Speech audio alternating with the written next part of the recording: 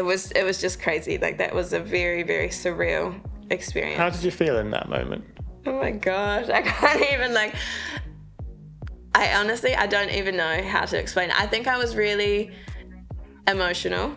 I was very nervous, very, very nervous and very emotional before going on. But then I do remember walking on stage and just being like, oh my God, like, let's go. Like, let's go. Yeah, and then, I don't know, I think while dancing, I just felt really powerful. It was like, damn, like, that little girl that used to dance in her living room is now on, like, the Coachella stage headlining. Like, what? Are you serious? So it was just like, who cares if you make a mistake? Like, just give everything to this and do it for that little girl. What would you reckon that little girl would think of you now? Oh my gosh, she wouldn't believe it. She'd be like, who's that? Welcome to Studio Sessions, a video series for creative performers. Each week we go behind the scenes on the shoots And sit down with guests to discuss their careers, the creative industry, and share the lessons they've learned along the way. Welcome to the show. Thank you. How's your day been today? Today has been great. We shot 4 different looks today. Yeah. Got some new photos. Changed my hair up a little bit, and Yeah, it's been really like great. such a fun one. I feel like today was like so fun. Yeah. So for anyone who doesn't know who you are, would you like to introduce yourself? Yes. My name is Hana Morris. I am from New Zealand, and I'm a professional dancer. Cool. So what did it look like growing up in New Zealand? Growing up in New Zealand is honestly the best. I'm probably biased, but it's just so beautiful. It's one of the most like chill, relaxed, and like safe places I feel like in the world. But yeah, it's beautiful. It's really, really beautiful. Do you find that as like a nice place to be able to go back to as well if you kind of like need to reset after like work? Yeah, 100%. Like every time I do go home, it's always so grounding and like very quick as well, you know? Like sometimes it takes you a little while to feel grounded in other places, but as soon as I go home, like you smell the air, you see the nature, the sunshine, and yeah, it's always really recharging every time I go home. Yeah. So kind of like going back to the start of your dance career, what was it that got you into dance originally? Yeah, so I first started dancing when I was maybe 6 or 7 years old.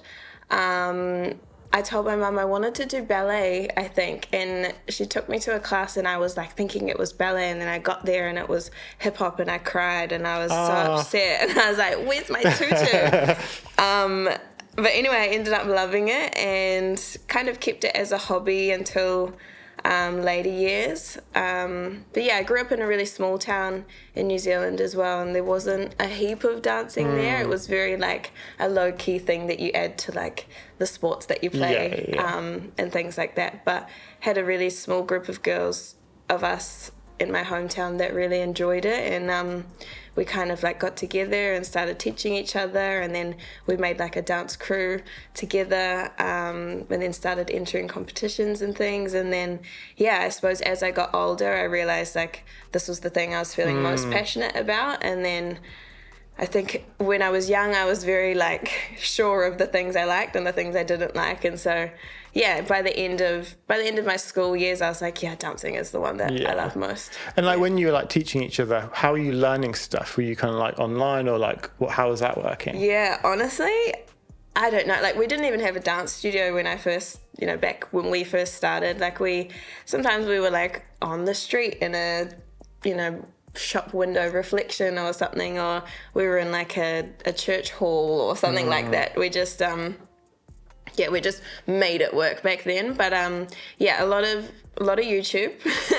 So we didn't have a lot of dance teachers in the town I was from, so a lot of YouTube, a lot of just us just making things up that we thought were cool, and then we'd just teach each other, and then someone else would make something and be like, oh, let me try this. And it was a lot of it was really bad, but we just enjoyed just dancing together and all being passionate about one thing. I think like doing anything creative, like you're going to start off bad. Like everyone who starts anything isn't good to start with. Exactly. And I think it's just, if you can just do it for fun and kind of get through that like you're way more likely to get better and kind of grow. 100%. And like even if you enjoy doing it when you're bad, like that's the whole point of like being a creative. 100%. And I also feel like it's something that we start losing as well as you get more, or you get deeper into your career, or when it becomes work, we sometimes lose that like element of why we first started it. That thing of being like, we did it because it was fun and because it felt good, and not because of the end product. We just did it because it felt good, and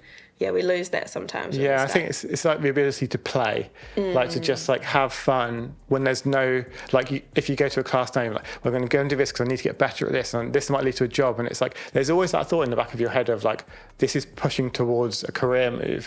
Whereas like sometimes to just like play and just be like, actually, if this doesn't come to anything, it doesn't matter. Yeah. Like you're just experimenting. And I feel like sometimes as a creative, it's those experimental times that kind of turn into some of the best things that you end up doing. 100%.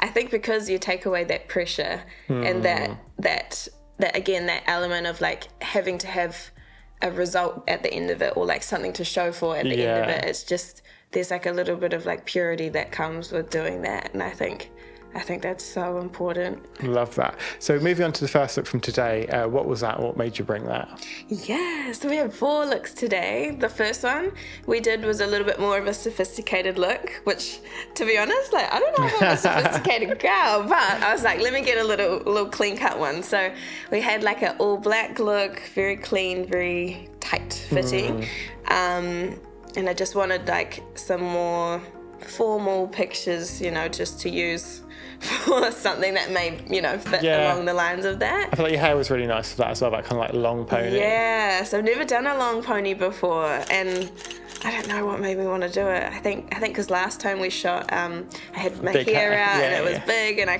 have photos like that, so I was like, let me just get like a different look so that I've got options when I'm, choosing photos that I want to put forward for different things. And yeah, I really love the hair. Like, need to bring her back. Oh, it was so slick. That was so nice. Oh, that lighting is so beautiful. I can picture you turning into like the Met Gala or something. Yeah. Oh, love. Next one. So kind of coming back to like the start of your career, what was the moment where you were like, oh, like dance could become a career for me? Yeah, that is such an interesting one, because I think for the longest time, I just never thought it was a career, because, in New Zealand, the industry is very, very small, and there were only very few people within New Zealand that had become like a working dancer. And the town that I'm from, at the time, no one had ever done it. And so for myself and for my family also, it was just not a thing. It was not a thing that I'd even thought was possible. But kind of I think the moment that now I look back on it, I'm like, I was actually a lot more confident than I realized back then. I think I was just a bit fearless back then. Almost like naive to like stuff. Yeah, exactly. And like, I understand now why my parents were like, what are you doing? But I actually went to university firstly when I left school. And I really enjoyed it, but I just remember being at university and thinking like, something is not right. Like, everything was going well and I was doing quite well at university, but I just had this little like gut feeling that it wasn't what I was meant to be doing at that time. And what were you studying out of interest? I was studying psychology and anthropology, and a little bit of te reo Māori as well, which it was great. Like, it was actually great. I loved it. Yeah, so I had just had this feeling that I wasn't meant to be doing that at that time. And so I told my parents after 1 year, I only lasted 1 year, loved it, but 1 year was enough for me. I told my parents that, like, I'm going to put uni on pause, and like, I just think I need to go and like see the world kind of thing. And they were like, are you serious? Okay. They were like trying their best to be like, okay, like, we support you, but like, what? And so I went and did a program called Camp America, which is essentially a program where a whole bunch of young people from around the world go and work at these summer camps in America, and you look after young kids, and you're there for about 6 weeks. So I went to this summer camp and was hired as like the dance specialist of the camp. Was so random, like living the American kids summer camp thing. It was like Camp Rock, like literally like Camp Rock, all the songs and stuff as well. So I did that, and I think along that journey, it just kind of opened up my eyes to how big the world really was, because, you know, kind of before that, everything was New Zealand and my small town. I think I just also found a big sense of independence, and like I sat more into my personality while I was there. And yeah, I think it just gave me a bunch of confidence to be like, actually, I could do whatever I wanted in the world, kind of thing. And then I came back to New Zealand after that, and some opportunities came up to go and train in Australia. And so, you know, my eyes were suddenly like, oh, like dancing could be, you know, a priority for me. And so started training with the studio in Australia, and just I was working at like a cafe or something, and just committing a lot to training. Like at that point I had found this thing of like following the things that light you up, and at the time, like, dancing was like lighting me up, and it was the thing that would like make me excited to get up out of bed in the morning. So I was working at a cafe, but like just giving my all to dance. And out of that came my first job, and it was a music video in Taiwan, and literally came out of nowhere, just a message on Facebook Messenger, like not even Instagram at the time, Facebook Messenger, being like, hey, are you available for these dates? I have a music video. So I went and did that. It was actually my first time dancing in heels. I'd never done it before, and I was just thrown in the deep end. And in that moment, I was like, oh my gosh, like, people actually do this as a, you know, a full profession. And it was my first little behind the scenes look of what it's like to be a professional dancer. And so was that your first time working with other professional dancers as well? Yeah, like first proper time, first big international job that, you know, actually paid something that you could do something with. And I think it was in that moment that I was like, oh my gosh, like, this is something that I want to do forever, kind of thing. And I think it was that moment, literally when I was in the deep end of it. It took me so long to actually believe I could do it. It wasn't until I was in it that it was like, oh no, you can't. Well, then do it feels real. Yeah. Like, it's not just something that's in your imagination. It's like, this is real life. Yeah, literally. So moving on to the second look from today, what was that? What made you bring that? Second look today, we had a little white shirt with some denim shorts, and like this one felt a lot more like me. It was like kind of the happy medium between like sophisticated, classy, but like a little bit street as well. Yeah. And I feel like it kind of, I don't know, this look for me was one of my favorites because it embodied kind of like what I would say my dance style is very similar to, like very, very much a fusion at the moment between like hip hop and commercial, and like the two worlds colliding. So this look like felt very much like that. Yeah, I feel like whenever you come in, it's like whatever you bring, I'm like, there's going to be something here that elevates stuff. And I feel like this was another one I was just like, oh, this is styled so well. How have you learned to kind of like style your kind of clothing? Because I feel like that's one thing about you that I feel like really stands out, is just like a really cool style. Thank you. That's right. Oh my gosh, I think I really only found my style within the last couple of years, and I think a lot of that came from traveling and like seeing fashion around the world. And you know, when I was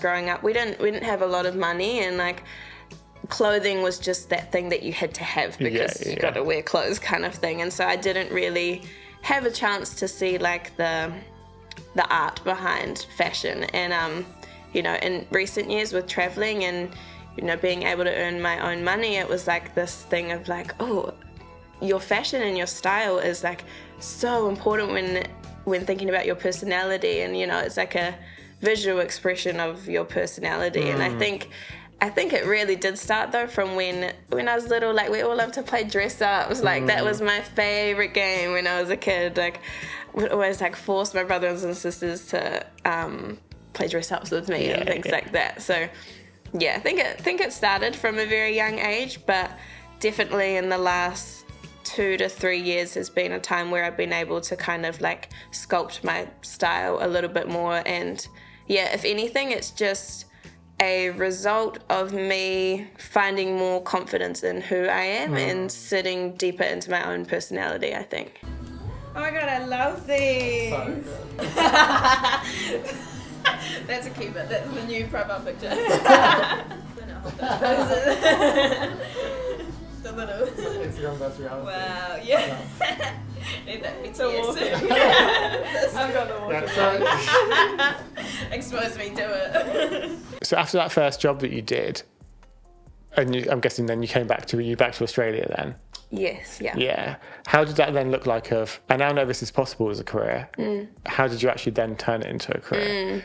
That's a really good question, and sometimes I think about that myself. I'm like, how did that happen? But I think what happened after that job is I was already quite a motivated person, but after that job I was like even more fired up to just like dance. And so again, I think I just went really, really ham on the training, and I just jumped into every single class I could see. I wanted to learn as much as I could. And then I think around the same time I started learning about kind of like the importance of social media and like having a brand, because the whole reason I got that first job was because I had been seen on social media by someone, and possibly word of mouth from other people, but mostly because of, Instagram. And so not that Instagram was ever the priority, but it was like I just became motivated to work really hard and then let people see that I was working really hard. And so from there I just took a lot of classes. I jumped into every program I could. I did different shows and things so that I would be seen by different people, and just kind of started sharing it all on social media and just working from there. And I think also the first job that I did was with someone who's a really good friend of mine now, Kyle Tootin, and it's also about keeping good relationships with every single person you meet, because you just don't know what could come of any connection, so I think from there it just kind of naturally happened, and I feel like I was like being rewarded for working hard, because I put every little cent that I earned of money at my little cafe into dancing, and I had no money, but I didn't care because I was happy and I was chasing the thing that made me feel good. Yeah, going back to like the social media and kind of like the being seen, I feel like that's such an important part of any form of like career, especially in the creative space, because you are effectively a one-man business, and like if you have a business that needs like marketing, it needs sales, it needs all of the things that are kind of getting you seen. And I think you could have the best product ever, but unless people can see that you exist, they're never going to know. We were shooting with a dancer earlier this week, and I'd seen her pop up so many times on social within the past month, and I was just like, who is this person? Like, what's like? And then it's like, as soon as you start to see someone pop up all over the place, then like, if you're seeing that, other people are going to be seeing that too, and then people's eyes are just drawn to that person. What would your advice be to a young performer now, kind of like, who maybe doesn't use social in a way to kind of like promote themselves? Yeah, so social media is a whole topic in itself, isn't it? But honestly, I don't have any specific advice, because I feel like social media is very personal to the individual, and you never want to just like copy and paste to the next person, because it's not going to be authentically you. So if anything, my advice around social media is doing your best to keep it as authentically you as possible, but like almost like authentically you on a very extrovert level, like you, but like, hello, here I am. This is me, Well, I feel like if you think about like who you are, you're going to be a different person with your best friends compared to who you are with your parents, or like if you're going for an interview or something. And I feel like it's being it's almost like picking which authentic version of yourself you are. And I think as soon as you know who that is, like if you can portray the version that you are with your best friends, that's probably more likely to resonate with other people at the same time. Yeah, I would agree with that for sure. And I mean, I think you also have to decide how much of your personal life you want to share on social media, because I have a lot of friends who only use social media as like a business thing, and they don't share any of their personal life. But you know, if you are the type of person who is quite outgoing and is a little bit more of an open book, then maybe you do want to share a little bit more of your personal life, because again, that's going to reflect who you are in real life when somebody meets you, you know? Yeah, I think one thing that I see a lot is, especially like younger performers, is they might have like a social feed full of them, but like I would land on their page and I wouldn't know they're a dancer. And I feel like it's important to try and, if you want to be found for dance, then you need to kind of put dance out there too. 100%, yeah. There is like one little social media rule, and I cannot remember who I heard it from, but it was passed down from somebody who's a big choreographer, and when they're casting people, and like the rule thing was to make sure, it sounds so crazy, but like this is the one thing that I'm like, oh, this is a little like pointer that you want to hold on to, is to make sure that in your first 6 little squares there's always one dance video and one photo of your face, because you know, as someone casting someone, they never want to have to scroll down your whole profile to look for something. They just want to be able to click on your profile, click on the first video, see what you look like, and then be like yes or no. Yeah. I think I personally do not like social media, but it is unfortunately really important to my career now. And so if anything, that's like the one rule I would have for myself, is one dance video that, you know, represents you in this moment, you and your training at this moment, and one photo of you. I think the phrase "this moment" is super important too. Yes. Because often I land on people's pages and there'll be a pinned post and I'm like, oh, that's a cool dance. Click on it, it'll be like 2023, like, or 2022, and you're like, that was over a year ago now.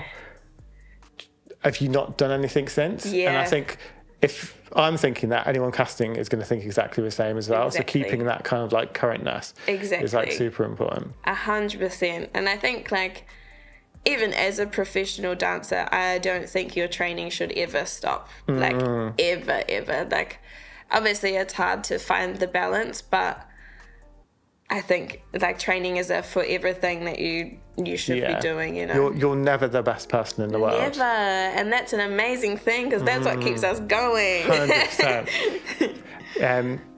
So moving on to the third look from today, what was that and what made you bring that? So our third look today was, again, I feel like it was a little bit of a fusion, more on the hip-hop side of life. We had the blue jersey, and then we had the blue knee-high diesels, which I was really excited to wear. That was so good. I've never worn them because I was too scared I'd get them dirty somewhere, so they kind of worked perfectly for this fit. But yeah, I really liked this one also. Again, I think because it was me in the sense of like the street look with the heel on, you know? Yeah, but again, I just was loving the hair. Like the one photo where it was like this, and like I just was living for it. That was so good. Was living for the hair. I think it gave me a lot of confidence in the shoot, I think. So it's a whole new character. We got it. Next outfit, we got it. So you've kind of come back to Australia, you've kind of like realised that this is like the chance of like, oh, I can do this. What does that then look like in terms of like going forward and kind of different jobs that come up from there? So yeah, I suppose from there, when I got back to Australia, again, like my focus was just training. And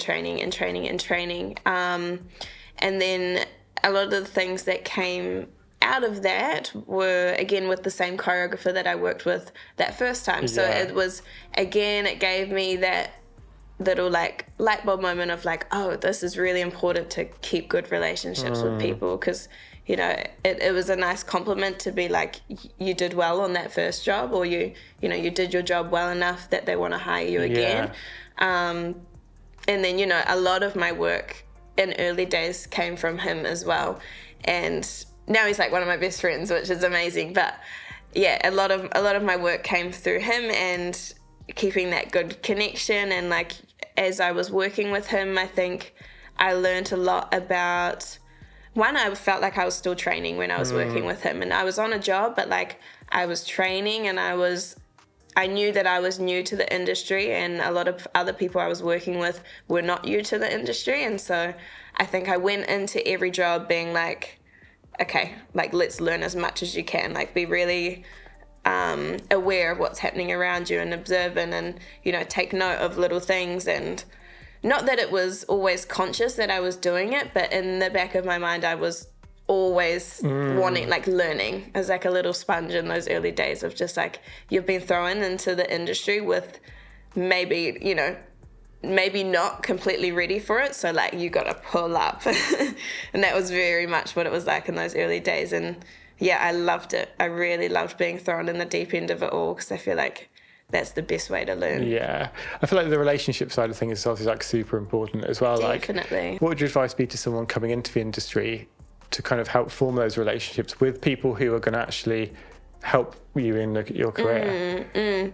Number one thing I think for forming those relationships, again, is like letting them be authentic. Like, because people know when it's forced, and people know when you're trying to get close to them because you have something you want out of them. And like the industry can be really yucky like that. And so that for me is like a number one thing. I'm like, if I meet a new choreographer and let's say they don't like me, then like that's fine. I don't need to try and like I don't know, suck up to them that they like me. Like it's yucky. So I think letting the relationship form naturally, not forcing it, but you want to, I think for me it's trying to learn as fast as you can what makes that choreographer comfortable in their space, and doing your best to provide that for them, whether that's like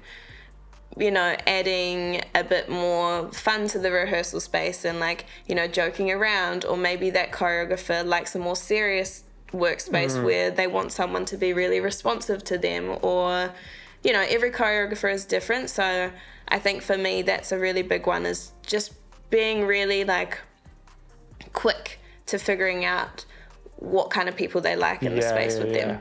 And going back to talking about like the mentors you had with teaching along the way, what were some of the moments or some of the things that they told you that really stuck with you now? I think for me personally, a lot of it was how those mentors made me feel in this space. It wasn't specifically like the things they said to me, but it was how they made me feel in the space. And a big one was them making me feel safe enough to, one, make mistakes, and two, to try different things and to explore. And that is something that has stuck with me forever, and it's something that I also try to implement into the spaces that I get to hold, is letting that space be safe enough for people to try new things and to make mistakes, because the industry can be a really rough place sometimes. And I think you actually find a lot in those safe spaces of making mistakes and then trying again, making mistakes, trying again. And it's important to me. And what does that look like in terms of if someone wanted to create a space that felt safe for people? What are the kind of things that someone wants to try and focus on? I think for me personally, it's trying to break that barrier between teacher and student, because I think, for the longest time we go through school and it's like, this is your teacher, you are the student, I look down on you, or like, like I'm up here and you're down there. And I think it's breaking that barrier between this person that's telling you what to do and like the person that's nodding their head saying yes, and letting it be more of a exchange and a shared experience where you can feel comfortable and you can feel like you can ask that person a question and they're not going to yell at you kind of thing, So for me, it's like opening myself up enough to be personable for someone to, feel like they can have a chat to me and not, not run away or not be scared or, something like that. Perfect. So kind of like moving forward in your career now, like you've done some like massive things. What were kind of like biggest highlights for you? I think biggest highlight would be headlining Coachella with BLACKPINK. Coachella itself was just something I never thought I'd get to do. Like being from New Zealand and like Coachella being this big American festival, I just I don't know, I just didn't think it would happen, not without a visa at least, American visa. But that was one of the craziest experiences of my life, like walking out onto that stage and just like the people just going like so far back you can't even see the back of it. And it was just crazy. Like that was a very, very surreal experience. How did you feel in that moment? Oh my gosh, I can't even I don't even know how to explain it. I think I was really emotional. I was very nervous, very, very nervous and very emotional before going on. But then I do remember walking on stage and just being like, oh my God, like, let's go, let's go. And then, I don't know, I think while dancing, I just felt really powerful. It was like, damn, like, that little girl that used to dance in her living room is now on, like, the Coachella stage headlining. Like, what? Are you serious? So it was just like, who cares if you make a mistake? Like, just give everything to this and do it for that little girl. What would you reckon that little girl would think of you now? Oh my gosh, she wouldn't believe it. She'd be like, who's that? Gosh, I was actually watching little videos of me when I was like 3, like dancing in front of the TV a couple of days ago, and like again just made me so emotional because I was like, that little girl would have never thought. So could I talk about BLACKPINK there as well? Like obviously you toured with them. What did that look like and how did that all come about? Yeah, so we had a really great experience with them at Coachella, and at the time they were halfway through their world tour. They obviously really enjoyed having us on board, and they got a lot of really great feedback from fans and from the public about having us. And so after Coachella, they kind of took us on board for the rest of their tour, which was amazing. So we kind of did like a half tour with them straight after Coachella. So I think we maybe had like a couple of weeks back home, and then they were like, all right, let's get into rehearsals and let's go. And so, we were on the road with them for a few months, I think maybe 3 months, mostly in America. And then we did the final show in Korea in their hometown. Yeah, how was that? I bet that was crazy. Amazing, yeah. It was so amazing. It was like one of the first moments that I had seen like diehard fans of, because K-pop fans are they are the greatest fans in the world. Like they are really incredible. And so it was amazing to be a part of BLACKPINK's world and also feel that love from, they call them the Blinks, Blinks. And, just like for us to experience that with them as well was, it was really special. And what does life look like on tour from kind of your first rehearsals with them to kind of like a day in the life? I mean, every week is kind of different, but rehearsals are always really full on and you go in that short time that you have to rehearse. And then we were really lucky to go to a new city and then have like a day or 2 off to be able to explore that city, maybe a rehearsal and then a tech run and then straight into a show. So the BLACKPINK tour was really good because there was a bit of space in between to really like enjoy the experience and enjoy these cities that you're visiting each time. And I think that means a lot to me because it's, you're getting that balance in life of like living life and then like working, but also like working the dream, it was a really nice balance, I think. And how do you balance your life and career in terms of like the highs of kind of performing one moment and then the next day it's just real life again? Yeah, that is such a good question and possibly something I'm still trying to figure out. It is crazy. I think one thing that I'm trying to work on at the moment is being as present as I can in the moments where it is really high and being like, let me just have a second to smell the roses and be like, wow, like you're really doing this right now, rather than waiting till a month later to be like, oh my gosh, I just did that. Yeah. So I feel like that's something that I'm really trying to work on, is just being super, super present in everything that I'm doing, present in the times when it's really high and it's really exciting, but also really present in the times when I'm resting and times when I'm with friends or, you know, I'm on the phone to family. I think like the word present is like the word of the year for me this year for sure. Love that. And how important have your family been in your whole journey? Yeah, my family has been everything. I think kind of like what I was speaking about earlier, when I first told them that I was going to do the dance thing, they were like, sorry? What dance thing? What is the dance thing? And I can't blame them. Like, as I said, no one from my hometown had ever done it before, so they had nothing to compare it to. They had no kind of safety in the thing that I was like, yeah, I'm going to do. So I can't blame them at all. But yeah, it definitely took a few years for me to convince them that like this is actually what I'm gonna do, you know. And they've always been super, super supportive, and they've always said that they just want me to be happy, and they could see it was making me happy, so they were never like, you can't do it. Yeah. But I personally was like, I know that they haven't quite believed that this is like a thing that I'm gonna do. But that's been a really special experience in itself, because it almost, in a strange way, like motivated me even more to be like, let's make it happen so that you can show them and that they can look at you and be like, wow, like you did that.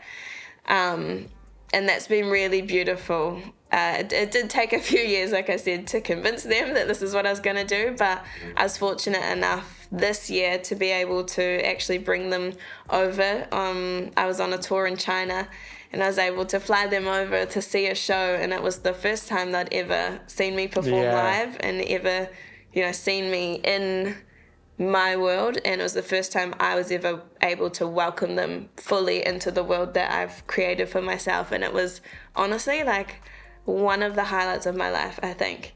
Just for them to see it, for them to see all that I've worked for, and for them to just be like, we totally get it. Like, we totally get it. Do you remember the moment that obviously you've come off stage and you first saw them, like what their response was?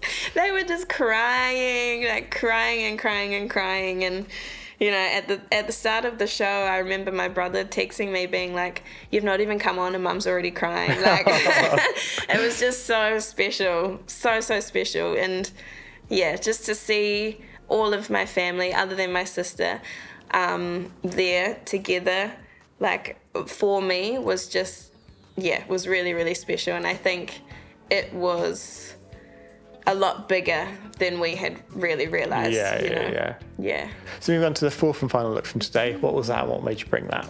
Yeah, so the fourth one today, it was a little bit different. I think with this one, I was a little bit more fearless with the way that I styled it. I knew I had like a whole bunch of items that I wanted to include somehow, but I was like, I don't know how the hell I'm gonna do it. But this one came together like very last minute, and actually was maybe one of my favorite looks.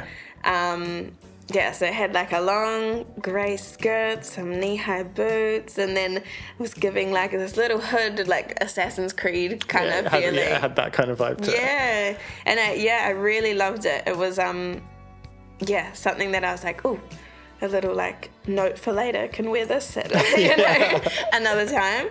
But I really, really liked this look. I think because it had like more of a. This one felt like it had like a bit of a statement to it. Like it feels very like, look at me. I don't know. There's one photo that I really like, and it just feels like very demanding of something, you know, some form of attention. Of like, look at me. Who she, like, it makes you question, doesn't it? It kind of has that story in your head of like, I want to know who she is and what, like, there's more to this. Yeah. I love this. Thank you. Thank you so much. Yeah, I think what I liked about it is it like made me feel like this is who I am as a performer. Like, especially within that one photo, I was like, yeah, like that feels like me through and through. Yeah, also I feel like that kind of like ties back nicely to what you were saying earlier about kind of the authenticity, and we were talking about with different types of it, because it's like it's authentically you as a performer. Yeah. And I feel like that's what you really want to try and get across to someone. It's like, this is who, because it's not, this is who I'm kind of, when I'm having my coffee in the morning. Yeah, it's like, this exactly. is who's going to be on stage for you. This is who's going to be there when you want them to be there. Yes, exactly that. Because, you know, like me, authentically as a person, I'm like smiling 24/7. Yeah. Like, I'm not looking at people like this. Like, I'm not doing this. But like as a performer, that's who I am through and through. Yeah. Yeah, I think that's something really worth thinking about. So kind of like your, so as of now, you've just come off the back of the VMAs, which looked insane. How's that all come about? And do you want to tell us about that? Oh my gosh, that was crazy. So crazy. Yeah, so I only moved here to London a couple of months ago, so still very much feel like the new girl in town. And then the audition for the EMAs came up and I went ahead and did it, and it was a crazy audition, but I don't know, I just went into it being like, if you get it, you get it. If you don't, you don't. But either way, like, just go and enjoy it, you know. You know, first audition here, so like, what have you got to lose? Yeah, so did the audition and felt like pretty good about it. And then heard back maybe a couple of weeks later that I'd been penciled for it. And then all the way up until the EMAs, like, I had no idea who I was going to be dancing for, and actually didn't get confirmed for it until maybe a week or two before the EMAs. And at that point, the artist had been released for the EMAs, and I was like, Tyler's on that lineup. I'm like, Tyler is on that lineup. But even up until the first rehearsal day, I did not know who I was dancing for. Up until the time I walked into the rehearsal space and just could hear Amapiano music playing, I was like, and just like had to rein it in because I was like, oh my gosh, there is no way. And so yeah, and I remember in that first rehearsal just like walking up the staircase into the studio and being like, oh my god, like, oh my gosh. And yeah, and the lead up to it, I was definitely manifesting it. I was like, come on, you know, like, she is someone who I have always wanted to dance for ever since she kind of blew up, and her style and her music very much feels like me. And so, yeah, in that lead up to finding out who I was dancing for, I was like journaling about it as being like, you're going to dance for Tyler, like really like believing it with my whole heart and soul. So yeah, walking into that studio space, I was like, oh my gosh, it's Tyler. And how does it feel to perform with her? Yeah, amazing. She's incredible. She's so sweet and so lovely as well, which was really refreshing to see from an artist who is so big. And she's just incredible on stage. Like her stage presence is so effortless, and you know, she just eats down every time. So yeah, it was very, very surreal. I was very nervous beforehand, but that same thing of like, as soon as you take that first step on stage, it's just like, let everything go and just go for it. Because like, again, do it for that little girl who was dancing in front of the TV. Like, yeah. Yeah, I love that. So in London now, what does the future hold for you? Yeah, I mean, I'm loving London. I'm really loving it. I feel very welcomed in here, which has been really, really beautiful. So I think from here, I am very much just going to keep doing what I've been doing, which is keep training.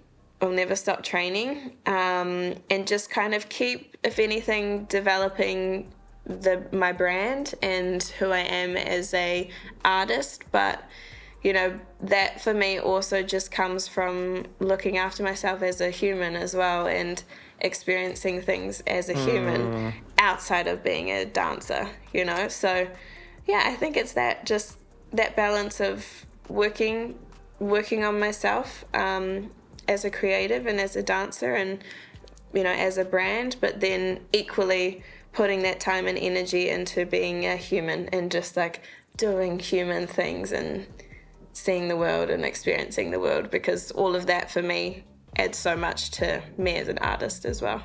Love that. Thank you so much for coming. This has been really fun. Thank you for having me. Yeah. Yappa yappa. Thank you so much for watching. If you liked this episode, please share it. If you want to see more of these, click subscribe. And if you've got any questions or anything you want to ask, just drop them in the comments below. See you in the next session.